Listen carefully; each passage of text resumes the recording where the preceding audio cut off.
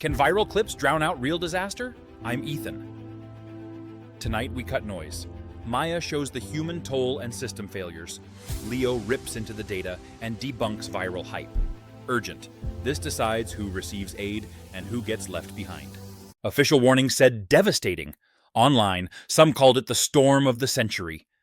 Tonight, we pull those narratives apart and anchor what happened with verified facts as Hurricane Melissa ripped through Jamaica and moved on toward Cuba, the Bahamas, and Bermuda.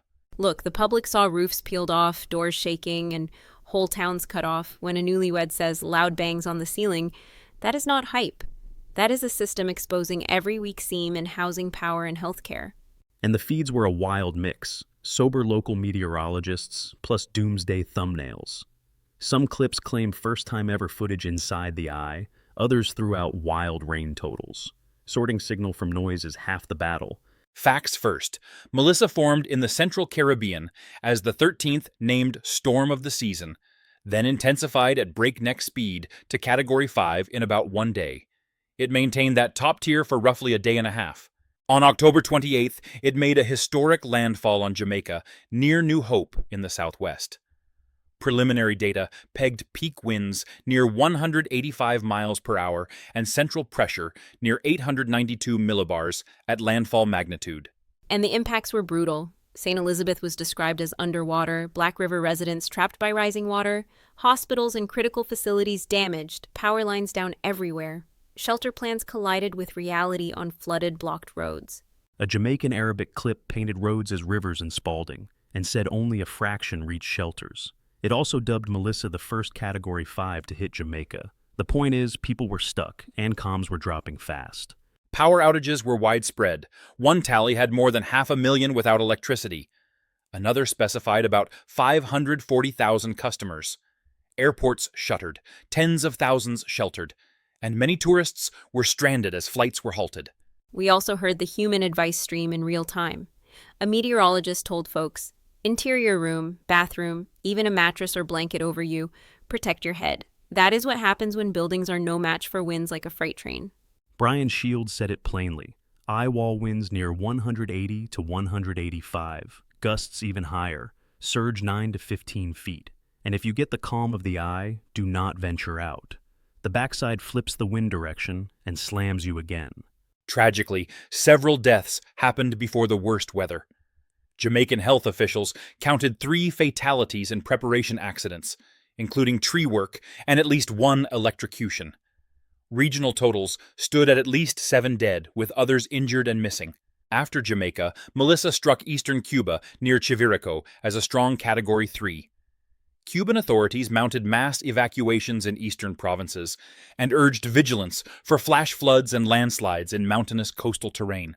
One Hindi explainer threw out numbers from tens of thousands moved in Jamaica to hundreds of thousands in Cuba. The range is huge because estimates were moving targets, but you could see the state evacuation machinery in Cuba gearing up at scale. And on the ground in Cuba, neighbors were hauling each other and animals to safety through flooded streets. That is community resilience. But it also shows formal systems get overwhelmed when rain totals reach the extremes forecasters warned about. Forecasts called for extreme rain over eastern Cuba, up to roughly 20 to 25 inches in some areas, and dangerous storm surge over the southeastern Bahamas. Gradual weakening was expected, but hurricane conditions were possible in Bermuda later. About those videos claiming first-ever eye footage, hurricane aircraft have been flying into eyes for decades. The public fascination is real, but this was not a brand new stunt. The value is the data that sharpened life-saving warnings. Yes, and those warnings only go so far if people cannot reach shelters. One report expected 50,000 in shelters, but only around 1,700 arrived early on. That gap tells you about access, trust, and the cost of poverty and disasters. Quick recap before we contrast narratives. Category 5 landfall in Jamaica with catastrophic wind, flooding, and landslides. A second landfall in Cuba at Category 3, and continuing threats to the Bahamas and Bermuda with surge and heavy rain. Here is the media mess. I saw a claim of nearly 3 meters of rain in Jamaica and a pressure quote of 9,001 megabar. That is not a thing. Bad units and shock numbers travel fast and crowd out the work of careful forecasters. But the emotion behind those clips is not fake. A journalist said, "I'm standing in mud. The rain felt like pellets and the wind sounded like a train." That is the lived reality of people who feel abandoned the minute the lights go out. On the record, preliminary Jamaican landfall winds were cited near 185 miles per hour by some, while others reported around 175. Power losses were described as more than 500,000, or about 540,000. Airport reopening timelines varied too. Some hoped for relief flights as early as the next day, others said by Thursday. Cuban evacuation counts ranged from hundreds of thousands in the east to well over 700,000 nationwide. These were evolving numbers. And models lagged the intensity. Brian Shields flat out said the models were not capturing how strong Melissa was. Credit where it is due. Local forecasters and hurricane hunters adjusted in real time and kept telling people what to do to survive. Systemically, we cannot ignore the fuel, record warm waters in the tropical Atlantic. That is why rapid intensification is becoming a nightmare phrase. The Prime Minister even said no infrastructure here can withstand Category 5. That is an indictment. Personal responsibility matters too. Interior room, keep shoes on after, avoid downed lines. That practical list saves lives. And beware fake charities. As Brian warned, scammers pop up fast. Give to vetted groups through official links, not random posts. Aid mobilized quickly. UN agencies and NGOs pre-positioned supplies. The United States sent disaster and urban search and rescue teams, and hurricane reconnaissance flights collected critical data. Even the Pope publicly offered prayers for the displaced. Those prayers and pallets are welcome, but the deeper work is rebuilding better. If St. Elizabeth can be submerged in hours, we need floodplain buyouts, stronger roofs, and microgrids. Otherwise, next season we replay the same trauma. And better communication. Some shelters stayed empty because roads were blocked and signals failed. Have neighborhood check-ins, paper maps, and low-tech backups. When the phone dies, your plan should not. Historical context. Melissa was the most powerful tropical cyclone observed globally this year, and the first Category 5 Atlantic landfall since Dorian. Specialists compared aspects to the 1935 Labor Day hurricane. Recovery will be long. And it will be unequal unless we act. Tourists rode out the storm in generator-backed ballrooms, while low-income families faced soaked mattresses and no power for days. Relief must reach inland hills and coastal lanes, not just airport hotels.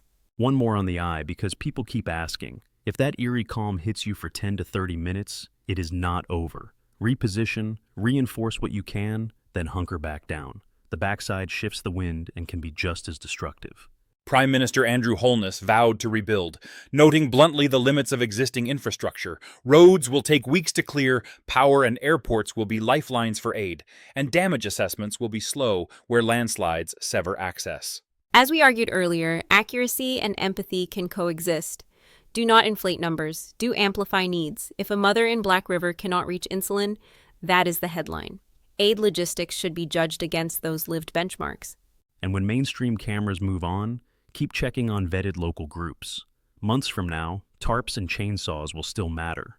Also, let's praise the quiet heroes, the utility crews, nurses, and yes, the pilots flying through that cloud stadium.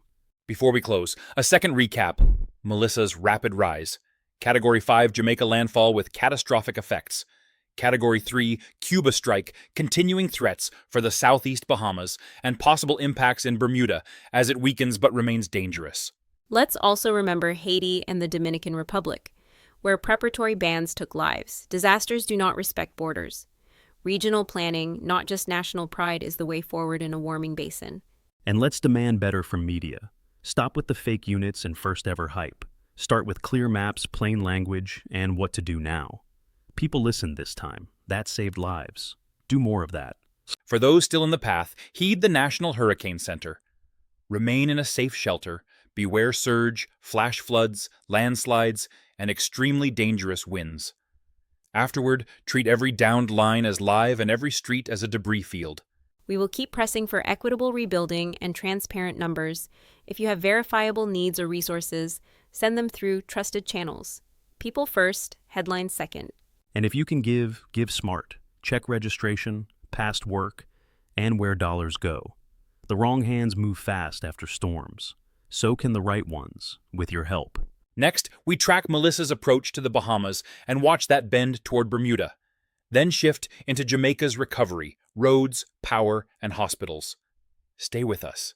We will be here after the headlines fade.